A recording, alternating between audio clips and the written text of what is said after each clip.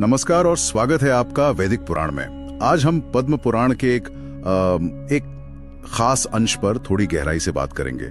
इसमें सृष्टि कैसे शुरू हुई, यज्ञ के लिए वर्ण कैसे बने और फिर मरीचि, रुद्र, स्वयंभू मनु जैसे जो अहम किरदार हैं उनकी और उनके वंश की कहानी है। तो कोशिश ये रहेगी कि इस काफी घने विवरण से मुख्य बातें क्या निकलती हैं। मतलब सृष्टि की शुरुआत कैसे हुई, वो शुरुआती ढांचा क्या था और कौन से मुख्य पात्र थे। चलिए देखते हैं इसको। बिल्कुल, और ये अंश हमें एक नजरिया देता है कि कैसे एक पौराणिक दृष्टिकोण से ब्रह्मांड और समाज की संरचना को देखा गया, जिसमें यज्ञ और धर्म को कह सकते हैं कि केंद्र में रखा गया है। हाँ, तो शुरुआत होती है ब्रह्मा जी से। बताया गया है कि उन्होंने यज्ञ कराने के लिए 4 वर्ण बनाए, ब्राह्मण मुख से, क्षत्रिय वक्षस्थल से, वैश्य जांघों से और शूद्र पैरों से।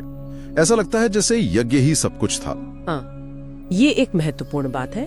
यहाँ यज्ञ सिर्फ एक रस्म नहीं है, उसे देवताओं को तृप्त करने, बारिश लाने और सृष्टि का संतुलन बनाए रखने का एक जरिया माना गया है। यहाँ तक कि स्रोत कहता है कि यज्ञ से ही पुण्य कर्म करने वालों को स्वर्ग मिलता है, मोक्ष मिलता है। अच्छा, तो ये दिखाता है कि कर्मकांड को कैसे एक कॉस्मिक व्यवस्था से जोड़ा गया था। और सिर्फ वर्ण नहीं, 17 तरह के अन्नों का भी जिक्र है इसमें। धान, जौ, गेहूं, तिल, इस तरह के, कुछ गांव के, कुछ जंगल के।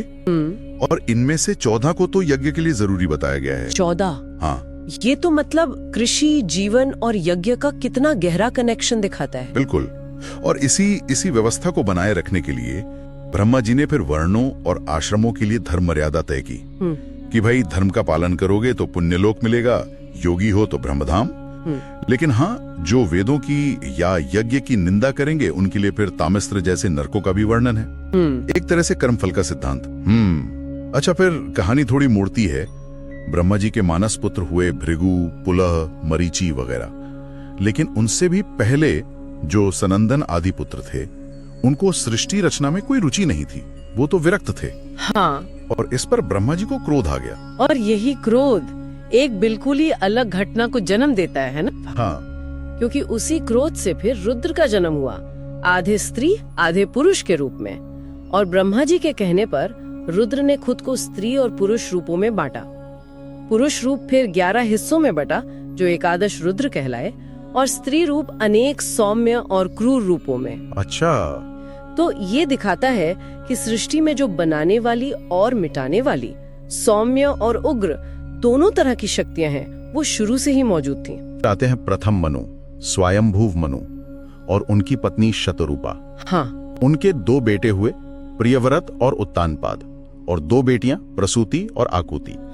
यहाँ से वंश वृक्ष और फैलता है। सही कहा, बिल्कुल। खासकर प्रसूति का विवाह जब दक्ष प्रजापति से हुआ, उनकी 24 बेटियां थीं, जैसे श्रद्धा, लक्ष्मी, धृति, सती वगैरह। और इनके विवाह फिर धर्म, भृगु, शिव, मरीचि जैसे देवताओं और ऋषियों से हुए, जिनसे आगे पूरा वंश चला। हाँ, और इसी में वो धर्म और अधर्म की वंशावली वाली बात भी आती है, जो काफी सिंबॉलिक लगती है। हाँ, बहुत प्रतीकात्मक है। एक तरफ देखिए, धर्म की पत्नियों से कौन उत्पन्न हो रहे हैं? काम यानी इच्छा, संतोष, बोध यानी ज्ञान, क्षेम यानी कल्याण, सुख, यश, ये सब पॉजिटिव गुड। और दूसरी तरफ अधर्म और हिंसा से क्या पैदा हो रहा है? अनृत यानी झूठ, निकृति यानी कपट, भय, नरक, माया, वेदना, मृत्यु, दुख, व्याधि, जरा, शोक, क्रोध, ये सब नकारात्मक शक्तियाँ। इनको प्रलय का कारण बताया है। हाँ, ध्यान देने वाली बात है। इन्हें संसार के प्रलय का कारण माना गया है। तो अगर हम इन सबको एक साथ देखें, तो क्या ये वर्णन एक ऐसी सृष्टि की तस्वीर बनाता है जो बहुत ही व्यवस्थित है, जहाँ हर चीज, हर वर्ण, अन्न, यज्ञ, यहाँ तक के गुण और अवगुण, सबकी एक तय जगह है, एक उद्देश्य है। हाँ, बिल्कुल। एक स्ट्रक्चर्ड यूनिवर्स की तस्वीर उभरती है, जिसमें धर्म और यज्ञ वो बिल्कुल केंद्र में है। हर चीज का एक तय काम है। और ये भी साफ है कि पॉजिटिव और नेगेटिव शक्तियां, मतलब सृजन और संहार, पुण्य और पाप, ये शुरू से ही साथ साथ है। तो ये सिर्फ उत्पत्ति की कहानी नहीं है, एक तरह से नैतिक और सामाजिक व्यवस्था की नींव भी रखती है, जो सृष्टि और प्रलय के चक्र को चलाती है। ये दिखाता है कि कैसे उस समाज में व्यवस्था और कर्तव्य यानी धर्म को कितना महत्व दिया जाता था।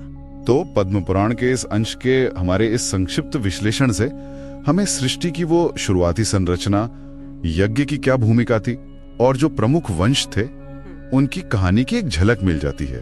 हाँ, और ये एक सवाल भी छोड़ जाता है सोचने के लिए कि क्या सृष्टि की शुरुआत से ही ये जो धर्म और अधर्म, सृजन और विनाश का द्वंद्व मौजूद है, ये असल में जीवन और ब्रह्मांड के हर पहलू में जो एक संतुलन होता है या शायद एक लगातार चलने वाला संघर्ष है, क्या ये उसी का प्रतीक है?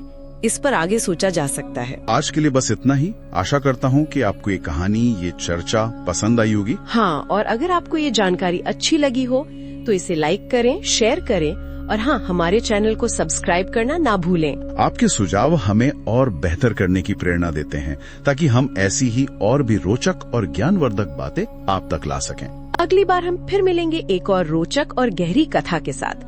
तब तक जीवन के हर पल को समझने की कोशिश करते रहें, क्योंकि हर कहानी हमें कुछ न कुछ सिखाती जरूर है। धन्यवाद और सुनते रहिए वैदिक पुराण। फिर मिलेंगे।